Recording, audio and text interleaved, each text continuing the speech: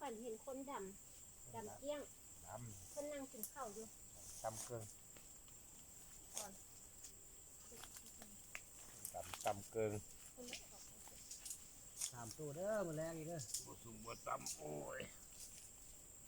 เพื่อนเลยสวยคนข่าวบ่ประตูอยู่จังได๋ตักน้ำมาใส่บ่คนธรรมดานี่บ่ตักน้ำมาล้างบ่ขาวจังหากว่าขาวมาพันอ๋อน้ำมาล้างแน่นละนี่ไปกันได้เรื่องเลยหัวยาซั่นเด้วันไหนโซกกันแล้วเดี๋ยวอยู่อันนึงปล่อยหลังทีละเอ้าน้อยหน้าบัวนี่ไปทางใด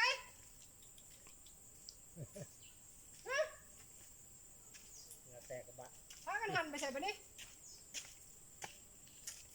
ถวายจะหมักไม้ที่ประตูแต่ละเสื้อกระไดของหวาน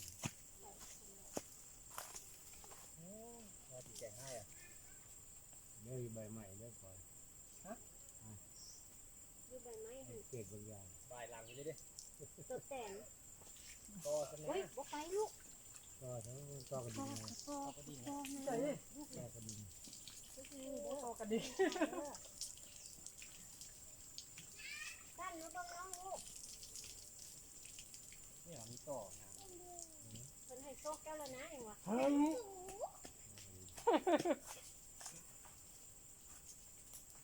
ยเพิ่งเอาไปเอาทางก่อนน้ำอยู่ได้ยังเงินคนได้ก่อนบ้านมันเลยเขาก่อนเดี๋ยวเอาตัวนี้ขึ้นก่อนเอาขึ้นก่อนกัดเลยกัดทีนี้ที่ได้หางหางเนี่ยไม่ทางง่ายยุ่นจำได้ปัดการหลังให้โชคแก้วแล้วนะเล็กเพิ่งเลยแรงเยอะเด้อแรงนะเม่น4-5คนเท่ากับประตูจะมียาอยู่อยากให้ปวดแล้วจะได้ไงโอ้มันหลายเมตรนี่นะเข้าปะไปเพื่อต่อเดี๋ยวไม่ได้ต้มไม่ได้ต้มย่างไก่เนี่ยเนาะนี่ขายมอมึงไปฟังกันดิโตบักนี้ไงมันก็ถือไงยกกันเลยโอ้ยกกันดิขึ้นนี่พวกล้างต่อยหัวนั่นเด้อยกขึ้นนี่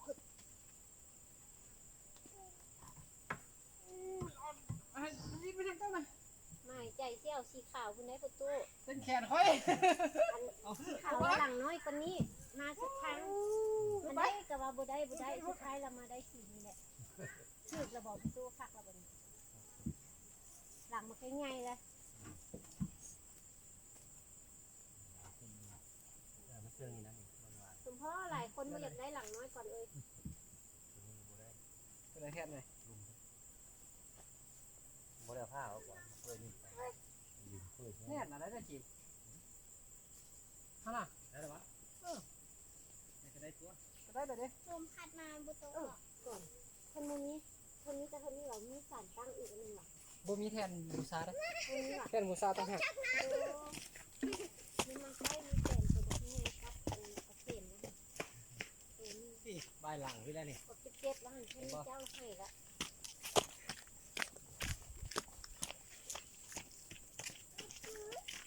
โก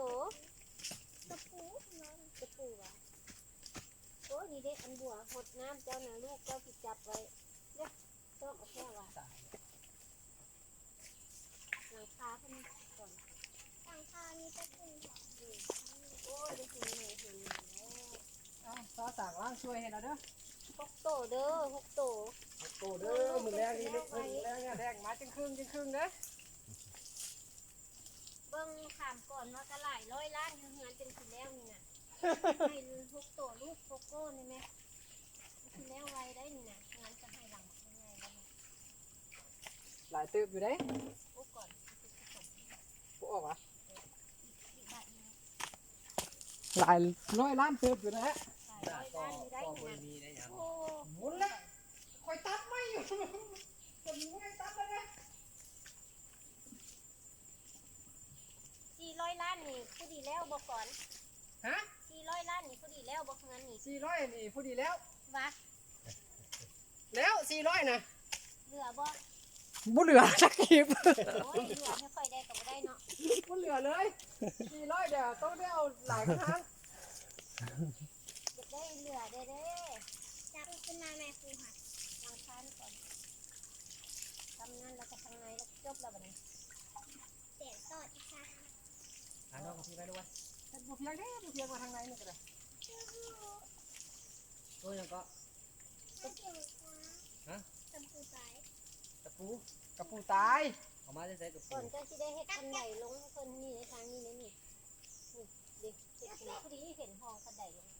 ทางแถวต้องเท่าไหร่หอยเท่าไหร่เอาอยู่นี่ท่าเด้อพ่อไปรัดแล่นไปรัดอเมย์พุ่นเดียวเด้อ แม่ถอด จะได้พ่อขึ้นมาแม่อยู่พุ่น เล่นในหนองไม้พูดนะ รอดแล้วบ่ เราแก้ พอดีห่มเลยเนาะประตูเนาะให้เพิ่นทางหญ้าหยังออกให้ซึม เอ้ยน้องสิแล่นลงแล่นไปรัดเอาพ่อนั้นบนนึงก่อนครับไปที่ขึ้นมา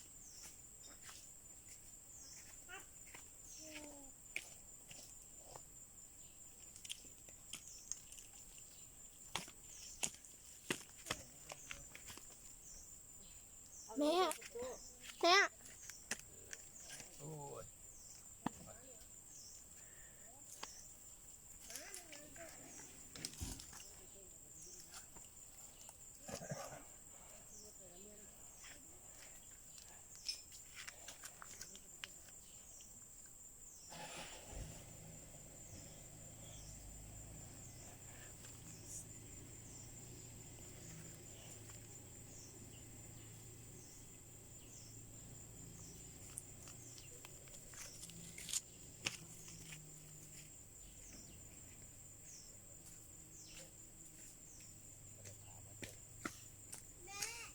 ใช่ปะ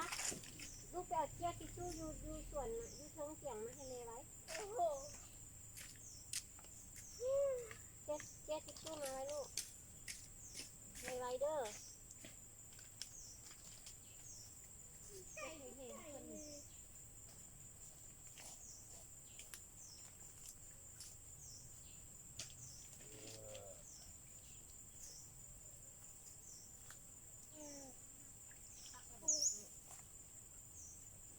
ตะปู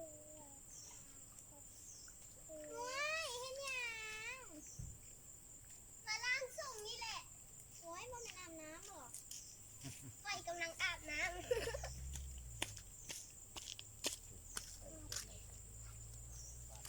ไม่ส่งเพื่อนหมดเลยอ่ะ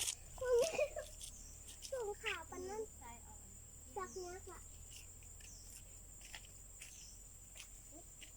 มุกัดมือเลยมุกัดเขากับก้าวเลยเอาสิเสร็จมาคือคนมานี่สิเสร็จเอาให้อ่ะตาสิจูไปงับดีๆนะแม่เพราะวันนี้มันเตี้ยเป็นยืดไปเลยค่ะยืดไปเลยค่ะยืดเอากระปูน้าเอาใหม่ ไว้เด้อใช่ปะ เมื่อยเนาะ ไม่นักขึ้นบ่นักขึ้นนักหนังบ่ กำลังคุยกินข้าวกับอะไร น้ำหมูอันนี้สีเขียวเอาเส้นดูเขียวปี้เลยคนที่ช่วยอย่างก็เห็ดอย่างบ่ได้แล้วมีแต่แบบแหละที่สามารถเห็ดได้ว่ามันมีน้ำไหมมีน้ำสิน้ำไม่เดียว ไม่นักขึ้นนักไข่บ่สิเดินเนาะ บ่ได้กินแล้วก็ เที่ยงนี้นี่เนาะ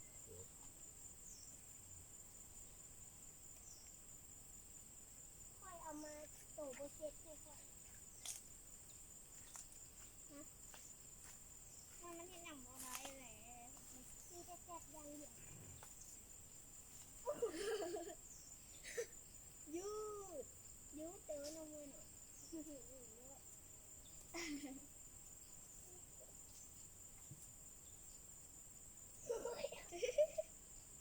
เอามาให้เขาอันนึงอันนึงที่เด็ดอันนี้ให้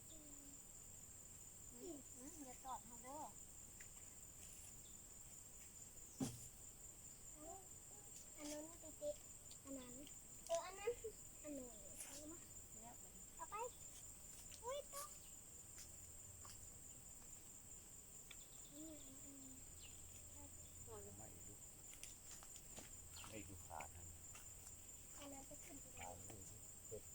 เนี่ย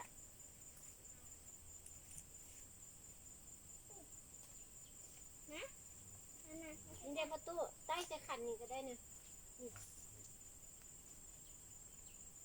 น่ากินอีหยังมาย่านกินที่สุดเลยเรียนว่าน้ำขังเลยดิตาดูหน้าชะงานขาดแล้วสิวเสี้ยน นี่อันนี้เราจะมาต้องสิวเสี้ยนกันลอกไปเลยลอกทั้งหน้าเลย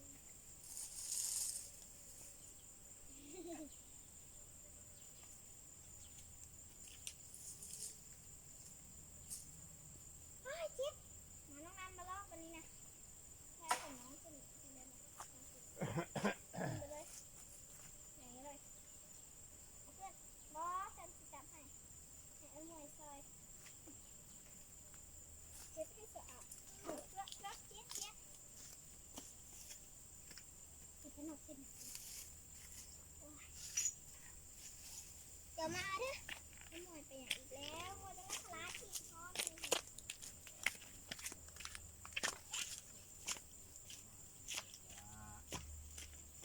เออคุมนอกเออพวกแกเออเด็กเป็นนั่นเด็กกันเด็กหอเด็กห้องอยู่ขอเชิญถึงอยู่หออยู่ห้องเด็กดูหลานขอบริวัติพัดปีช่วยยังก่อน คือน้ำพุทธสอน เราถือว่าบริวัติพัดปีขอเชิญขอนิมนต์เจ้าที่เจ้าฐานเมื่อทุกองค์องค์เป็นอยู่หออยู่ห้องอยู่ห้องอยู่ก้านแล้วดินดอนต้นหนาดูหลานขอบริวัติพัดปีมันแฟนนี่ความเจริญหงเฮืองให้เบิ่งให้แง่งดูแง่งร้านจึงจะให้เก็บอยู่ไปตรวจได้บัดขอเชิญขอนิมนต์เด้อขอเชิญนอนคุณเจ้าที่เจ้าฐานถึงอยู่หออยู่ห้องนี้อย่าบ่มาฝ่าฝันนี้มื้อนี้เป็นจุกมื้อดีขอนิมนต์เมื่อทุกองค์ทุกองค์ให้คุณนอนสาธุ การนี้นวจานวเจตสมาโอเจสุขมังปัสสังมะยังโอโตปฏิการนันตุอเจยันตังกรันตะเรตังวริสุวะโพเทการนี้นวจานวเจตสมาธรรมเมสุขมังปัสสังมะยังธัมโมปฏิการนันตุอเจยันตังกรันตะเรตังวริสุวะธัมเมการนี้นวจานวเจตสมาสังเกตุปมังปัสสังมะยังสังโฆปฏิการหันตุอเยยันตังตรันตะเรตังวริสุสังเกจาตุโอหัตถังคุณหันตรงเด้อเป็นลูกเป็นหลานในทางแบบนี้คุณนางคุณนี่ให้ดูของหลานผู้บริบัติพัดปีจากให้คุณเกินจากช่วงหูจากหัวคุณต้องตาสั่งต้องตาถึงต้องเก่าขอเป็นเจ้าผู้สร้างหลายร้อนเพิ่มบุญปรมีเจ้าที่เจ้าฐานคุ้มนอดสู่ในบริวัติขอบริวัติพัดปีวัดสิโมปะขอให้เบื้องเห็นแง่ลูกแง่ร้านในทางนี้ชอบทางชอบนี้ไม่ลูกให้ร้านคำคุ้มนิ้วทรงตอนสาธุสาธุสาธุอ้าวขอเชิญเด้อดูหนักก็กลับวันนี้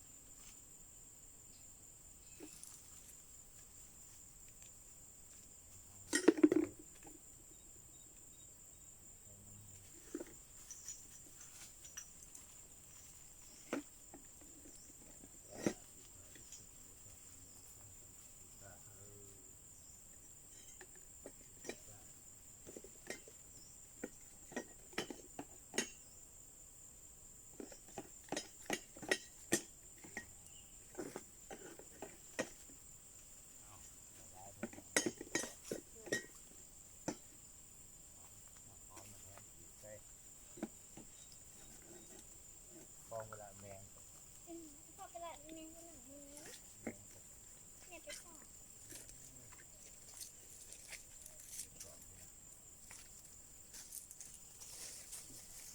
ลงเร็วละเร็ว สอบ เด้อ เด้อ จับหันเด้อจับหันเด้อดื้อนะจับหันเด้อนะเอาเขาบวชบัตรพัดสีเนี่ย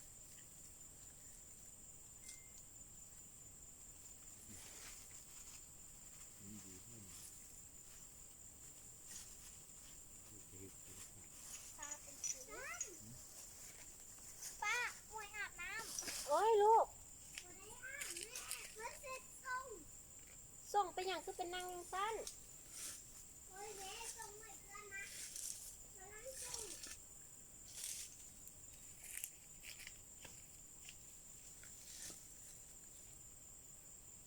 โอ้ยเจ้าทีเจ้าทางมาทำให้กินหมดกินก้อนละเอ้า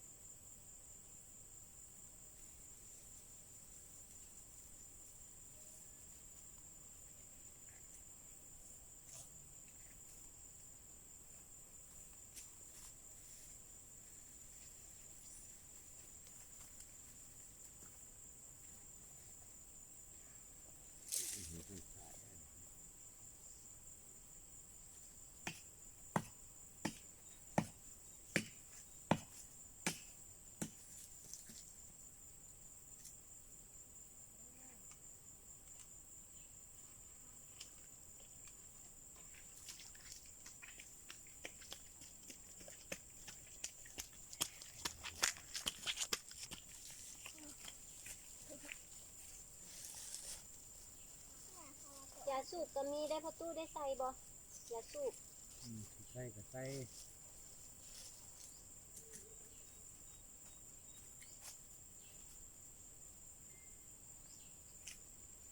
เงินเลยส่งเนี่ย ที่ตัวของคนใส่ เข้าไปเลยไปจับป่าได้ปูไปจับปูถึงจะได้ปลาถ้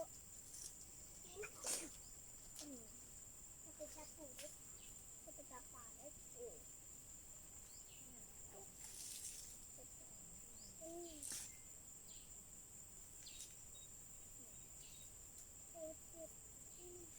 มาเดี๋ยวล็อกเดี๋ยวล็อกเสือเทียนสีให้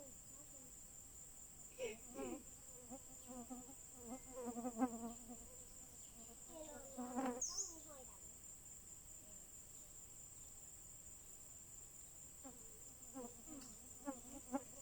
เอาน้ำมา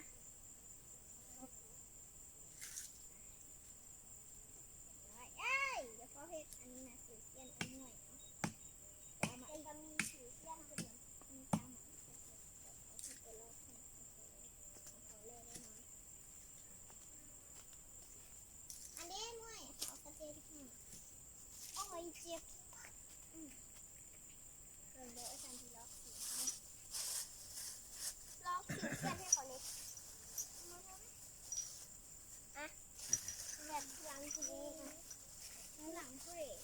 อ้าวไหมทำไมมันก็เป็นแผ่นน่ะเขาคิดอันนั้นนะอันเอ้ยมาไงนั้นน้องคนมาจีกชิชูลินอีกน้องก็อยากลอกมั้งมาเดี๋ยวเอ้ยเห็นให้สงสัยอยากลอกสิวเซียนมาปีนขึ้นมาดูคนดูยืดตีนคุณกับนี่กับน้องโอเคไปเอาน้ำมาไม่มีน้ำเลยเนี่ยเอาตีนมาแม่มาใส่น้ำก่อนบอกละรู้เลยว่าลินคุณครูมิสทีน่ะไม่เขาบ่มีน้ำเอาน้ำนี่เด้ ฉันหน่อยเธอนั่นแหละเอากระเทียมมาเดี๋ยวเธอเห็ดให้พันแผลมั่วเด็ดแบบไปตรงนี้แผลเป็น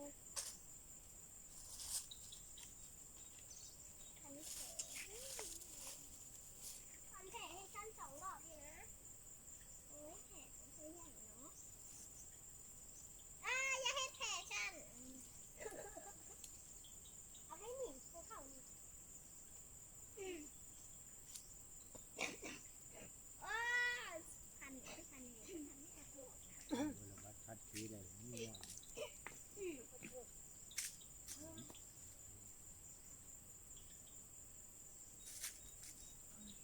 นี่หน่อยนี่กินหน่อยได้ตัว ลูกสิเฮ็ดอันนาทางเรียบห่วยลูกสิกอที่ดินสินะเฮ็ดบ้านเตือนให้เพิ่นแล้วลูกก็สิปลูกอยู่ทางนางน้ำทางนี้เห็นลูกแปลงกันสิเฮ็ดจังได้สิน้ำมันสะอาด เป็นหนังมุมขนอย ลงแล้วตัว นี่เป็นตั้งใจ ลูกอัน เลยตั้งใจมันเกี่ยวหนีจากอนันต์ใช่ไหมเอาผมขึ้นมา โค่นไปเขาโค่น คิดออกบ่คิดออกเลย เกินเงินแล้ว นั่นมาจับเสื้อเขาอีกละนี่อันนั้นนี่มาเอามาก่อนเอาดินมาใส่บ่ คิดดูหิว ดี เอาจะสนุก ทางหน้าหรอ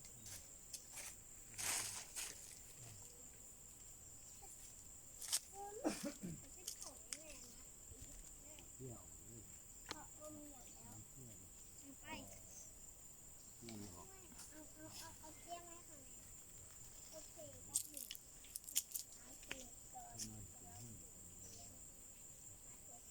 มาถึงให้ เอาออกหลายละพ่อโตเอาออกหลายละ เดี๋ยวเอาเที่ยวเลย เนี่ยออกเลยออกโค้นนั่นแหละมันมีเพียอยู่ไหน โค่น มี เที่ยมีเที่ยอยู่ฮะมีแม่ปวกอยู่ฮะ ก่อนเขาว่าบ่มีสมปวก ปวกเลยวะ พวกเราบอก คือปวกที่ว่าได้ บ่ได้อันแจ้งขันยังหรอกคุณ บอก พวกตักแค่ตักก็แล้วเพียมันเหมือน เที่ยอยู่ไหน เมื่อจะ เอาบ่เป็นหยังลักษณะ บอก เที่ยพอแล้วก็แล้ว เราบอกพูดออก เอาเกลือมาใส่ล่ะ บอกบ่ได้เตะ เขาคุดแล้วมันมีเพียอยู่ไหน มีเที่ยวเที่ยวเที่ยวทุกก่อนนะ ตัวทำดีก้อย เที่ยวอยู่แล้วห่างเลยพูดอีกเงินบอกอันนั้นปุ๊บความเลยว่าลองขีดปวกเว้ยโอ้ยไปห้องหมอก็บ่มีหยังแบบเนี้ยมาเห็นว่าโอ้ยลูกปวกนั่นผมพูดนี่ เอาแล้วคุณลูกสิบ่เป็นหยังวะ เห็นนี่ เพราะเนี่ยนะมันจะโคนน้อยนะ พูดนอกเลยนอกออกวันเดียว ก็ตกใจได้นี่มื้อนั้นอีพ่อง่ายเท่านี้ก็บ่มาให้ลูกฟัง โอ้ก็ น้อง มี เป็น นอก เป็นเลยนะ ที่จะทำผู้ถูกว่านี่ง่ายแล้ว ไป ว่ะ เป็นเนี่ย ไม่ได้ถามเส้นบ้าน แหลกหมดเลย โครงการ เส้นบ้านเราเส้นแค่เท่าไหร่ มื้อนั้นประตูง่ายเลยพี่ กินเลยโด เป็น น เงาเนาะ เลย เด็กก่อนประตูบอกเอาโพนนั้นออกแต่ว่าบ่แม่นปวกแต่ว่าโพนที่คือดินนอนก็คือ จับเสียงเลยนะ คนที่คนน้อย นอกน้อยนอก เนาะคนใด ผู้ใด อยู่ในกาก ปอบปอบเนาะคนใดบอลมาที่เห็ดเห็ดดอกไม้อ้อมคนใด แม่นว่า เอ เอา อ เส้นตรงนั้นเฮานี่บ่แม่นว่า โบมันโน้นหินอัน อยู่ นี้ น นะ อกโอ้ว่ามันอยู่มอก ว่าตกใจหมด เอาไปพอให้กินไป ตกใจหมดอันนี้นี่ได้อยู่ที่ประตู ลูกเป็ดแกะ นี่ได้ของเพื่อนเราประตูเพียงไงดินี่เพียงนี่เพียงนี้ใกล้ๆจะมีตายเพียง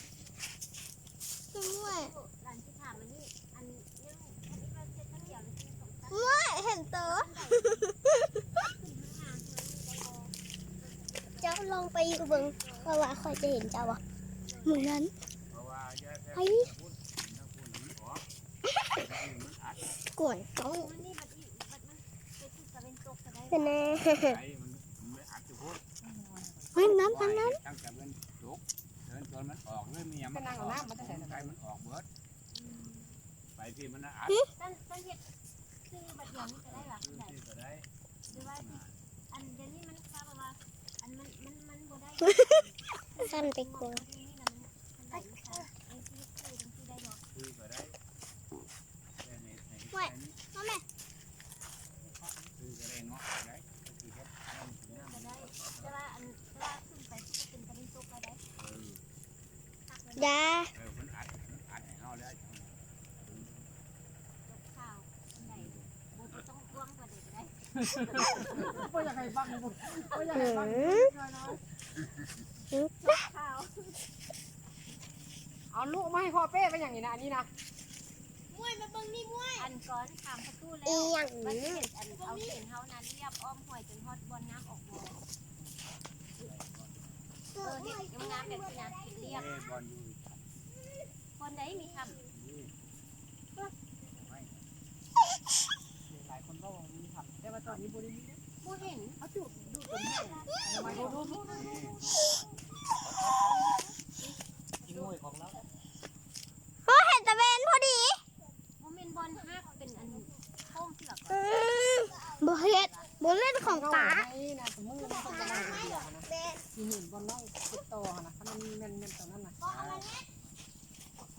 คือทำ หลานคือบ่เห็น แต่เขาเห็นไปทำมาเห็นอยู่นี่เนาะ เดี๋ยวนี้มีโฮบอก ตรงนี้เนี่ยว่ามี มีบ่บ่เป็นโฮอ่ะ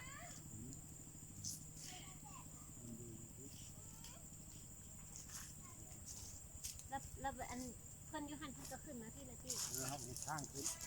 เลย โอ้ก่อนจังแม่น มีแต่เขาแผ่สร้างแต่ไหนมาลง เฮาเฮ็ดคันใดลงไปนี่แล้วเฮ็ดคันใดลงไปหั่นให้เพิ่นเนาะประตูเนาะ เขาแปลงมันเลยมันเป็นหอมอยู่ตรงนี้ทางข้าง ประตูหลานยังว่าจังซี่ได้เห็นเว้ากับก่อนวางต้นปีนหลานที่อัน เฮ้ยเฮ้ย กล้องสิตก หมา ที่ก่อน กล้องป้าสิตก อันน่ะหลานได้สิตก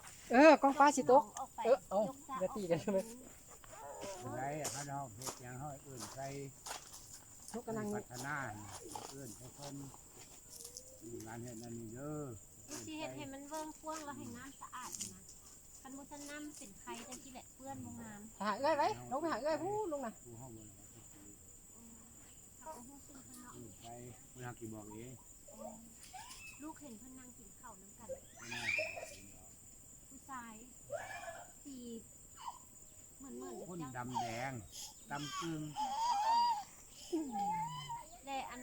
บัดนี้อยู่บนน้ำออกบ่มันเป็นโฮนะประตูหลานว่าสิให้เพิ่นก่อขึ้นบ่ให้มีขี้ตมบ่ให้ขี้ดินลงนะให้น้ำมันสะอาดได้บ่ นี่เป็นเห็ดใส่เขา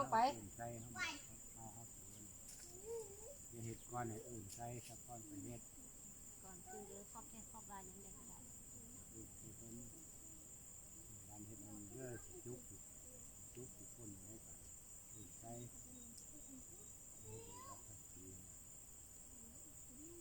แล้วหน่อยที่นี่เองของเราบางทีเดียวค้ากวางค้าหนึ่งมือจัก ขายนี่ไง เด้อบังเด้อน้อง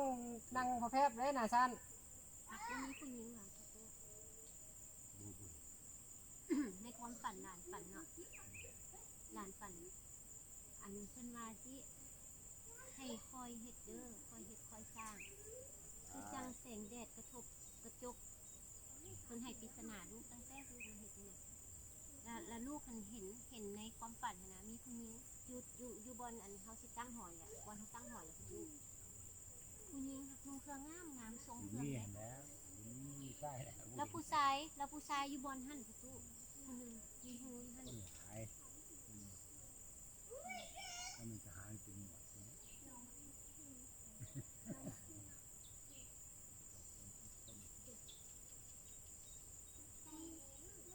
ผู้ใดก็ว่าเห็นหั่นนี่ลูกก็บ่ค่อยเห็น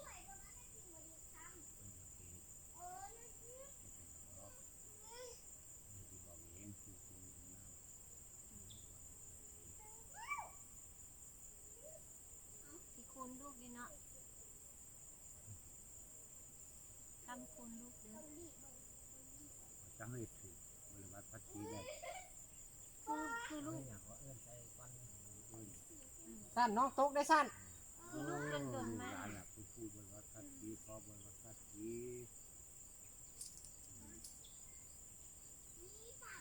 ว่าพ่อสิว่าพ่อถูกพ่อถูกนี่หา ตู้กับตู้เรายังบ่เท่าเห็นความฝันที่ยังมีแต่ว่าลูกเห็นคือความ ก็ ขาว เลย ยัง ตำพุ่งไปเลย ว่าพ่อพ่อ หูปวดโตเลยเนาะใจกลางหลัง พ่อบริวัติพัดจี บิ๊กก็กลางหลังปวดโตก็บ้านเนาะ โดนมาลูกมา ใจ ยังไง มาแล้วก็เอิ้นใจ มาจังมาบูชาก็ได้เนาะ ทราบแล้วเขากัน ก่อนจะได้แถวได้ก็ได้แถวทางลงไปเนี่ย เที่ยวได้ค่ะ เล่นจะหอมเลย เพื่อเพิ่นให้เจ้าสามตัวบูจักก่อน ไอ้หอมฟัน แม่น บ้านเด็กสิให้มาเฮ็ดดีนี่แต่เปล่าอีตื้อจนเห็นเป็นมาเลย ลูกหันแพงก้อนมาขี้หินนี่เด้อทุกหินทุกก้อนอยู่นี่แพงเบิดหันแพงเอาอันฟอยมากวดนางมวยมาเบิ่งนี่มวยกาดนางก้อนขี้หินตัวนี้นางก็ได้ที่ประตู เฮ็ดอยู่นี่แต่เป็นปลาโตโตเป็นเป็นแป้นไปเลย ประตูคือบ่ว่าสิงามป่านนี้นะ ต้นข้างเดียว บ่ตะกี้ประตูคือออกบ่ว่าสิแต่งงามปานนี้ ก็บ่แล้วบ่คือเดี๋ยวผู้ใดก็มีแต่มาหากินซื่อ ปลาขี้เหี้ยนเนี่ยบ่มีซ้อมกินบ่ซ้อน ๆมาฉัน บ่เฮ็ดเจ็บยืนอยู่บนรถข่อยแนมเข้ามาสิเห็นอันนี่บ่เห็นละ ก่อนตะกี้มันเป็นสุ่มนอไลอยู่นี่เนาะ เรื่องสุมไม่ไรอยู่เลย ที่ไร่ก็หมู่อยู่นี่พัดถางออกงามๆเนาะเป็นหน้าผาบักงามบ่คิดเด้ว่าสิมีมุมงามแบบนี้นะ มีผู้คนหน้า อ๋อ เพิ่นเอิ้นหินภูข ซ้อ นา ม ด เป็นบ่ซ้อนอุณปลาแถวนี้นะ แม่นได้เป็นยาวจังซี่เป็นสั้นไป มีผู้คนหน้า เป็นตาด ตัดน้องตกได้ลูกตัด ปีก่อนนั้นลูกว่าก่อนเขาจอบเบิ่งบ้างไฟพญานาคไปต้องขึ้นแหละลูกว่าอยู่บ่ได้ไปก่อนเด้อแล้วลูกบูชาเพิ่นปีทำอิฐนะประตูอันออกพรรษาปึ๊บเนาะแล้วลูกเอาดอกไม้มา อันบูชาน้ำเพิ่นนี่นะเพิ่นสิดน้ำมนต์ใส่หลังลูกได้กลางหลัง แดดแค่แดดว่าจังซี่แหละที่มาจะใช้น้ำมนต์กลางหลังพอดีเลย มา นะ จากทางไหนเนาะ บ่ฮู้จักเลยเลยเว้ากับก่อนเขาซ้อมเบิ่งบั้งไฟพญานาคปะแล้วบัดนี้เพิ่นให้เด้เพิ่นมาเข้าฝันอยากฮู้อยากเห็นแค่ว่าอันพญานาคนี่ให้ลูกนี่นะแล้วลูกเราโอ๊ยบ่ลูกบ่อยากเห็น บารมีลูกบ่หลายลูกยังย่านอยู่เว้ากับเพิ่นหั้นนะมาปีนี้มาบูชานี่อีกประตูแดดบ่ค่อนร้อนนะวันนี้บ่แม่นสิน้ำมนต์ลาเด้หมดโตเลยฝนตกยิบๆเมียเท่าก่อนก็ยังถือฝนหั้นนะแดดแท้แดดว่าใส่ที่นี้ฝนฟ้าบ่ห้องจักหน่อย นี่หน้าผานี่ลูกไป ทาง บู อื่ ชาน เป็นนางกวางตัวแค่กระโจมบ่ แม่นลูกก็ว่าเอ้าแล้วลูกเห็นน้ำนี่นะเป็นจังซี่บ้า ไปกินน้ำ หอยหนองคลองบึงนี่น้ำนี่ไงนี่ก็ที่นี่บ่บางไฟพญานาคล้มตะลิ่นนะแต่ก่อนนี่เลยเมื่อรถว่าซั่นตอนมาเบิกปลาอีกเมื่อรถน้องสิเฝ้าดอกมื้อแรงไปหาปลาแล้วจริงๆลงเมืองทีนี้บ่พอ10 นาทีไปก่อนเด้ออยู่บ่ได้ แล้วก่อนปีนั้นเราหากเฮ็ดคันใดลงห้วยเบื้องนั้นเนาะก่อนเนาะบัดนี้มาเห็นน้ำนี่แหละเพื่อนโอ้ยลงมาก็คือว่าเป็นก้อยงามแท้เฮ็ดคันใดงามๆลงดูเด้ให้เพื่อนไปเอามาขี้หินนี่เด้มากล่องบักใหญ่เฮ็ดทางลงไปเลยก่อนปานบันไดลงเมืองบาดาลเนาะวันเราหยอกกันอีกได้นะ หันใจสิหลังค่อยไป หลายร้านเลยเด้ประตูลูกซื้อดอกไม้มาปลูกบ่ขึ้นลูกสิปลูกหญ้าปีนี้เนี่ย เป็นอย่างไรที่ เอาต้นอันนั้นนะต้นดอกไม้งามๆอยู่เมืองหนาวก็เจ้ามาปลูกนะบ่ขึ้นตายหม น้อง ด ไปกินน้ำแร่น้องไปกินน้ำแร่น้องไปกินน้ำแร่ปลาน้องโอ้โหแม่ ก็เลย มา เอา อุ้ ปี ม นี้ เอา เอาทรายมาลงสิลงหญ้าแล้วก็ลงหินวันนั้นไว้หนึ่งเอาไว้นางหินแคมน้ำนะ เป็นบอลนางเลยเนาะ โดย ไปกินน้ำ อยากปูซาดก็อยากปูกระปูอยากเฮ็ดตังนั่งกับเอาไปนั่งนั่งมิ่นนะกับเบื้องนี้ลูกกระเซ็ดงามๆเก็บไปหอดน้ำออกบ่อเลย มันเปลี่ยนก้อนแล้วก็ไปจะบึ้งเนี่ยพวกนี้ โอ้ยตอนถางไม่ไม่บักเป็นแฟนก่อนเนาะครูบาอยู่วัดเป็นยังมาเบิ่ง เปลี่ยนครับ งาม มันกระถางง่ายแล้วแต่วันนี้ เรือบึ้งไปเห็นกาด เป็นเนินมาแต่พุ่นเนาะพลานหินเนาะได้เงินพี่ตอนลูกไปซื้อดินพร้อมเนาะไปแม่สาวไปแทกกินน้ำขาวบ่ค่อยบ่มากเอาจะมากแนวได้อยู่จ้ะค่อยมากมีน้ำมีพลานหินมีได้ตอนนึงเพิ่นว่าดิจะตอบค่อยได้5 ข้อแล้วค่อยซื้อเลยลูกอ่ะมีทางมีวัดมีน้ำมีพลานหินมีอันวัด5 ข้อครบพอดีเลยซื้อตอนเทิงเลยว่ะลูกก็ขายโตตอนที่พอออกได้ทั้งสองให้แล้วก็มาเอาที่นี่ใครที่คิดว่างามเนาะ ประมาณนี้เป็นบ้านท่องเที่ยว ลูกก็สิมีเงินเฮ็ดตังค์นั่นล่ะ ปีนี้เนี่ยปีนี้การท่องเที่ยวเกิดขึ้น ดิภูเขากล้วยนี่ล่ะเพิ่นว่าเป้าหมายอยู่หันนี้ป่า วัดปูหั่น น้องล้มได้นะ พอดีก็เฮาเลย แล้วลูกก็สิมีเงินเฮ็ดหรือเปล่า โอ้หาปีนี้มาแล้ว เก็บถึงสมควรแล้วนะฮะ เปลี่ยนเต้แล้วก็คิดใจ เก็บสมควรแล้วฮะ ปีนี้ ลูกหักบ่อยากเฮ็ดกดนั้นลูกอยากเฮ็ดแบบนั่งสบายพักผ่อนสมองคันเฮ็ดนะเฮ็ดเป็นบอลพักผ่อนบ่เสะบ่นั้นบ่แซวทึมบ่มากายหน้าพระตู้กระก้มเลยแม่ลูกเฮ็ดบอลพักผ่อนเฮ็ดทานอาหารกินแบบครอบครัว ทางรอบ เฮ็ดอ้อมไปเพื่ออยากสร้างรายได้ให้ประชาชนอยู่ได้พระตู้แต่กำลังจับบ่หลายสิเฮ็ดเป็นเฮือนนี่มันเป็นตู้เฮาเอาไม้กระแตะเฮ็ดนะ รีสอร์ท บ่ รีสอร์ท เฮ็ดเป็นบอนเฮียนฮู้พระตู้บ้านเฮาโชคดีมีสร้างตำฮู้สร้างสีผ้าสีเล็กนี่เนาะจักสานมีปั้นดินเผามีครบสุดเลยเด็กพระตู้ขาดแต่ผู้ น้อง พั เจ็บ ฒนา ใส่ตะกี้นี่ เอานักท่องเที่ยวมาเบิ่งชีวิตแบบดั้งเดิมเฮา ลูกเห็นไหนเนาะ น้ำเทียน แล้ แล้ว ว ก็ ก็ มื มื อ อ นี่เพิ่นมาก็มาขายรถอยู่นั่นนี่นะเอามาวางขายลูกจะคิดแบบไม่ ลู ได้ กขันบ่อยู่น้ำน้องเลย ตอนนั้นมันจะเป็นการเจอนะตอนนั้น ผู้ใดอยากไปเที่ยวชมป่าภูเขากล้วยความงามเดิมมีในการพาไปโบเปลี่ยนเสียนกันเอาผู้ใดไปกับที่นั้นได้เงินหักรายได้เข้าบ้านเลยนะลูกอยากเห็นแบบนั้นแหละแต่เฮาบ่มีเงินหลายกว่านั้น ได้เลยเก็บได้แล้ว เด็กให้ก่อนสำรวจป่าเจ้าไปฮอดบอนใดปักโลเคชั่นได้เลยแดสมมุติว่าฮอดฤดูหนาวเนาะเขามีบอนใดงามอยู่ภูเขากล้วยนี่นะ มันมีผู้นึงเฮ็ดมาก่อนน่ะป้าคือป้าลำดวนก็ ว่า เราก็อยู่อันของสบายจ้า อืม เราเฮ็ดตัวนี้แหละ อยู่บ้านเขานี่ว่ะ รออยู่เวียง เราบ่ได้อยู่ ด่วน ตะกี้เรามาเฮ็ดโครงการตัวนี้นะ กูเราคิดตามอย่างเมือง ป้ามาดูนี่ ลูกอยากเห็นแบบนั้น ให้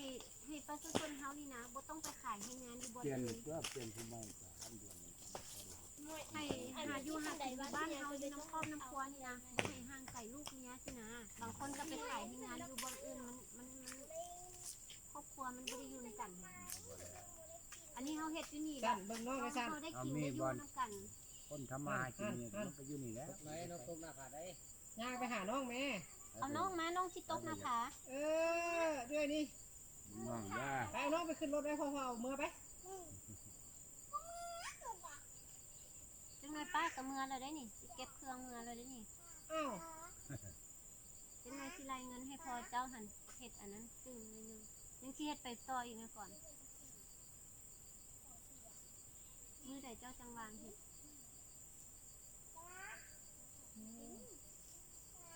แต่ว่ามันว่างมันก็ว่างนั่นแหละ